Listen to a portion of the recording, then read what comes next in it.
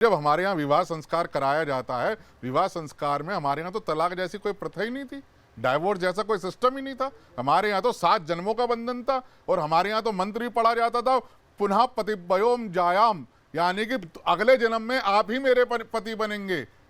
इस तरीके के वचन लिए जाते थे, लेकिन फिर भी तलाक का कंसेप्ट हमारे धर्म के अंदर घुसाया। हमने इतनी बड़ी आबादी होते हुए नहीं कहा हम बर्दाश्त नहीं करेंगे। सवाल यह है कि आज सबसे ज्यादा यूनिफॉर्म सिविल कोड या और उसका फायदा हिंदुओं को नहीं है, उसका फायदा इस देश के सिटीजन को है। और कोई सिटीजन कैसे कह सकता है इस चीज को कि हम बर्दाश्त नहीं करेंगे?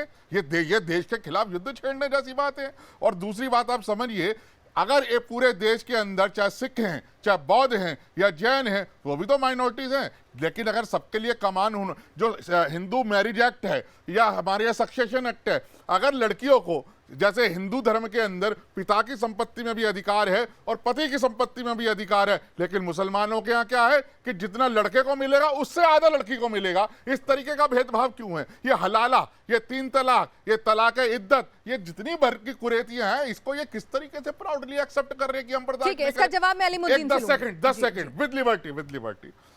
देखिए, मैं आपको एक कैंडिड एग्जाम्पल दे रहा हूं। अभी 29 जून को बकरा ईद थी, ठीक है? पूछिए इनसे, अलाउद्दीन साहब ने, इन्होंने कुर्बानी कहां करी? अभी एक्सपोज हो जाएगी सारी चीजें।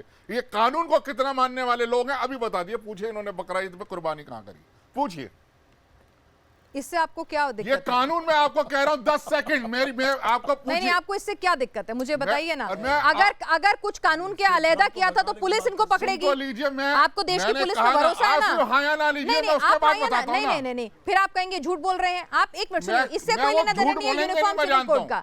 यूनिफॉर्म सिविल कोड का कोई लेना देना नहीं है। साहब बात करने दीजिए ना, मैं कानून पर ही लेकर आ रहा हूं। मैं ये बता रहा हूं नहीं, तो कानून की एजेंसियां अगर कानून बनवाने में फेलियर हो रही हैं तो ये इनकी गलती नहीं होगी ना? इनकी ही गलती है। इनकी गलती किस तरीके से है? देश के कानून और संविधान को ये लोग अपनाते नहीं है। चलिए इनकी खुशी के लिए आप बड़प्पन बताते हो। आप बताइए, बकरीद की कुर्बानी कहां दी थी आपने? सुनिए, बताइए ना, सीधा सा सवाल। मैं अभी एक्सपोज अरे सुन तो लें, अब बोले जाएंगे, सुनते जाएंगे और माफी मांगेंगे अगर कानून के तहत दी होगी। के मुताबिक हमने कुर्बानी की है। हमने कहाँ करी है, जगह बताइए। खुले में कहीं कुर्बानी नहीं करी, पूरे हिंदुस्तान में कहाँ करी है ये बताइए। प्रधानमंत्री की तरफ से गई है, कहाँ करी है? हमने स्वागत किया जहाँ इजाजत दी।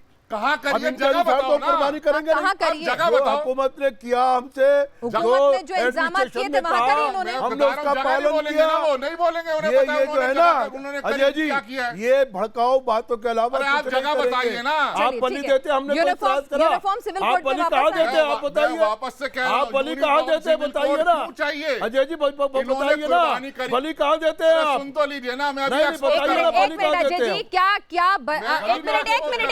एक मिनट, क्या अभी फिलहाल मौजूदा, आप तो वकील भी हैं पेशे से, एक मिनट सुन लीजिए, पहले मेरी भी सुन लीजिए। क्या अभी कुर्बानी कहाँ दी जाएगी, कहाँ नहीं दी जाएगी, इसको लेकर अभी नियम है या नहीं है? हाँ या ना? पहले अब आप जैसे आपने पूछा वैसे मैं आपसे पूछने का करती हूँ। हाँ या ना? हाँ या ना? हाँ या ना? नियम है, लेकिन मुसलमान उसे मानते नहीं। तो ये लॉ एंड ऑर्डर फेलियर है। नहीं, ये उनका इससे यूनिफॉर्म सिविल कोड का कोई लेना देना नहीं है। आप क्या बात कर रहे हैं? आप समझिए, जो इनके लीडर हैं वही जब कानून का उल्लंघन करते हैं, यूनिफॉर्म एक सेकंड सर, मैं फिर से कह रही हूँ, आप लॉयर हैं। उसका अजय गौतम जी, एक सेकंड रुकिए अलीमुद्दीन जी। अजय गौतम जी, मैं आपसे पूछ रही हूँ। आपने जवाब तो दिया नहीं, एक मिनट सुनिए ना। अरे एक मिनट सुनिए ना, मैंने आपसे एक सवाल पूछा। मैंने आपसे कहा कि देश में कुर्बानी करने को लेकर क्या मौजूदा नियम है या नहीं है? आप लॉयर हैं, आपसे पूछा, आपने कहा है नियम। Slaughter house rule. अब मैं बताता हूं आपको क्यों यूनिफॉर्म सिविल कोड जरूरी है। Slaughter house rule 2001 candidly mention कि अगर कुर्बानी होगी तो सिर्फ स्लॉटर हाउस में होगी। और दिल्ली के और सरकार ने कहां चलाएंगे? सुनिए, अब आप बलि कहां देंगे? एक सेकंड अलीमुद्दीन जी, एक मिनट सुनिए। लेकिन उसके अब मेरी बात सुनिए आप प्लीज। 10 सेकंड मैं कह रहा हूं, मेरी पूरी यूनिफॉर्म सिविल कोड का बहस इसी चीज पे और इस मामले की सुनवाई आज दिल्ली हाई कोर्ट में भी हुई है। एक मैं बोलूं, एक मिनट, आपको नहीं समझ में आ रही शायद बात। मैंने आपसे कहा अगर एक चीज को लेके कानून पहले से मौजूद है, ठीक है, यूनिफॉर्म सिविल कोड आने पे वो कानून ऐसा तो है नहीं कि कुछ फर्क अलग बन पड़ेगा, जाएगा। वही मैं आपको Please, बता रहा हूं। 1 10 मिनट, सेकंड आप 3 मुझे- तलाक का कानून बनने के बाद 1 मिनट, ये शासन प्रशासन का मामला मुद्दे को है। सब डाइवर्ट कर दिया है। नहीं सर, अब आप अगर इसमें अब आप मस्जिदों से अगर ये ऐलान होता हो तो लीजिए ना आप 10 मुझे मेरा को कंक्लूड ही तो नहीं करने सर दे रहे 1 मिनट, आप समझ ही नहीं रहे ना बात को। मैं नहीं समझ मैं आपसे कह रही हूँ ड्रंक एंड ड्राइविंग पर चालान है, मैं- जेल है, लेकिन होती है ना drunk and driving. Drunk and drive community में नहीं होती है, अरे रिलीजन बेस्ड भाई, नहीं होती मैं है, वही तो ड्रंक एंड कह रही हूँ। ड्राइविंग रिलीजन बेस्ड नहीं है। तो वही तो मैं तो रिलीजन बेस्ड, 1 मिनट, ये कानून है ना, religion based बली offense है। 1 मिनट भाई, मैंने आपसे पूछा कि अगर कानून है तो पुलिस का काम है ना कि मैं चेक करे पुलिस वहां किसी कितने के लोग- घर में कितनों बलि को तो नहीं दी पकड़ेगी? जा रही। दिल्ली के अंदर 20 लाख क्यों नहीं मुसलमान है, पकड़ेगी? 20 लाख मुसलमानों को पकड़ेगी अरे पुलिस। भाई, क्या तो बात ये लॉ कर एंड रहे ऑर्डर हो? फेलियर है कि 1 मिनट, कानून ये तो law है and ना, order का failure अरे नहीं है। कानून तो है ना, ये लॉ एंड अरे ऑर्डर का भाई। फेलियर नहीं है, कानून को इम्प्लीमेंटेशन। अच्छा 1 सेकंड, 1 सेकंड, जी, जी। हिंदुओं में क्या अभी भी